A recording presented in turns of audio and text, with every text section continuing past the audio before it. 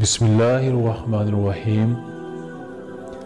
حضرت تمیم رضی اللہ تعالی عنہ سے روایت ہے کہ ایک صحابہ کی محفل میں حضور اکرم صلی اللہ علیہ وسلم تشریف فرما تھے۔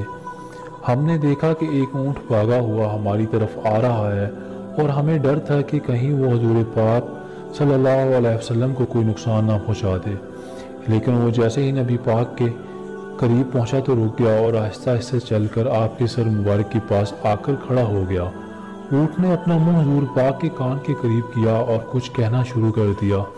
تھوڑی دیر بعد حضور پاک صلی اللہ علیہ وسلم فرمانے لگے، اے اونٹ سکون سے بیٹھ جاؤ، بے شک ہماری پناہ میں آنے والوں کو اللہ بھی امان دیتا ہے۔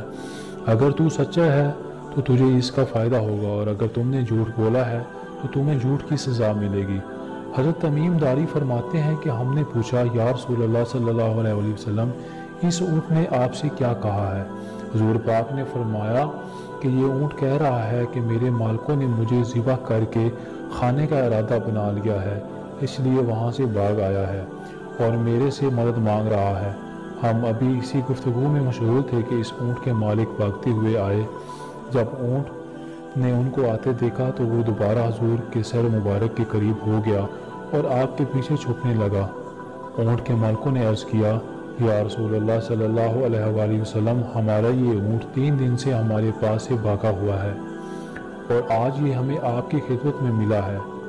اس پر آپ نے فرمایا، یہ ہمارے سامنے شکایت کر رہا ہے، یہ کہتا ہے کہ میرے پاس کئی سال تک پلا پڑا، جب موسم گرما آتا تو تم گھاس اور چارے والے علاقوں کی طرف اس پر سوار ہو کر جاتے، اور جب موسم سرما آتا تو تم اس پر سوار ہو کر گرم علاقوں کی جانب کوچ کرتے۔ اب جب کہ خستہ حالی کی عمر کو پہنچ گیا ہے تو تم نے اس کو ذبح کر کے اس کا گوشت کھا لینے کا منصوبہ بنا لیا ہے۔ انہوں نے عرض کیا، خدا کی قسم یا رسول اللہ، ہم یہ بات بالکل اسی طرح ہے جیسے آپ نے فرمایا ہے۔ اس پر حضور صلی اللہ علیہ وسلم نے فرمایا، ایک اچھے خدمت گزار کی اس کے مالکوں کی طرف سے کیا یہی جزا ہوتی ہے؟ وہ عرض گزار ہوئے، یا رسول اللہ صلی اللہ علیہ وسلم، ہم نہ اس سے بچیں گے اور نہ ہی اسے ذبح کریں گے۔ اس کے بعد آپ صلی اللہ علیہ وسلم نے اس اونٹ کو ان کے 100 درہم میں خرید لیا اور پھر فرمایا، میں یہ لیا اے اونٹ یا اللہ کی رضا کی خاطر آزاد ہے۔ یہ سنتے ہی اونٹ نے حضور پاک صلی اللہ علیہ وسلم سے کان مبارک میں خوش سے کچھ کہا تو حضور پاک صلی اللہ علیہ وسلم نے فرمایا، اونٹ نے پھر دوسری بار پڑھ کر تو آپ نے فرمایا آمین۔ تیسری مرتبہ پھر اونٹ نے کہا کچھ تو اللہ نے نبی کریم صلی اللہ علیہ وسلم کے پاس آمین۔ جب چوتھی مرتبہ اونٹ نے حضور نبی کریم صلی اللہ علیہ وسلم کان میں کچھ کہا تو آپ کی آنکھوں سے آنسو جاری ہو گئے اور آپ زار و قطار رونے لگے۔ ہم نے عرض کی، اے اللہ کے رسول، اس اونٹ نے آپ سے کیا کہا ہے؟ آپ فرمانے لگے، پہلی دفعہ اونٹ نے کہا کہ اے نبی پاک آپ کو اسلام اور قرآن کی طرف سے بہترین جزا دے۔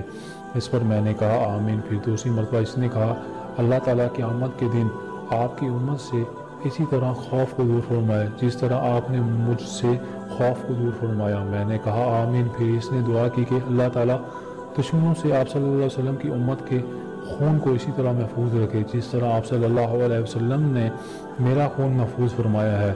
اس نے پھر کہا کہ اللہ تعالیٰ آپ صلی اللہ علیہ وسلم کی امت کے درمیان جنگ و جدال پیدا نہ ہونے سے۔ یہ سن کر مجھے رونا آ گیا، کیونکہ یہی دعا میں نے بھی اپنے رب سے مانگی تھی۔ تو اس سے پہلی 3 تو قبول فرما لی، لیکن اس آخری دعا سے منع فرما دیا۔ جبریل علیہ السلام نے مجھے اللہ تعالیٰ کی طرف سے خبر دی ہے کہ میری یہ امت آپس میں جنگ کر کے فنا ہوگی۔ جو کچھ ہونے والا ہے قلم اسے لکھ چکا ہے۔ دیکھیں نہ دوستو، آج نبی کریم صلی اللہ علیہ وسلم کی حدیث کیسے پوری ہو رہی ہے۔ جگہ جگہ مسلمان آپس میں لڑ رہے ہیں، کس طرح ہم لوگ آج ایک دوسرے کے خون کے پیاسے ہو گئے ہیں۔ فرقہ واری کے نام پر تو کبھی غیرت کے نام پر ہم ایک دوسرے کو قتل کر رہے ہیں، اور دیکھا جائے تو جتنا نقصان مسلمان کا کر رہا ہے اتنا کوئی اور نہیں کر رہا۔ ہمیں آج اپنی آپسی نفرتوں کو ختم کرنے کی ضرورت ہے۔ ہم آپس میں بھائی بھائی ہیں۔ اللہ پاک ہم سب کو پیار محبت سے رہنے کی توفیق عطا فرمائے اور ہمیں اور ہمارے خاندانوں میں سکون نصیب فرمائے۔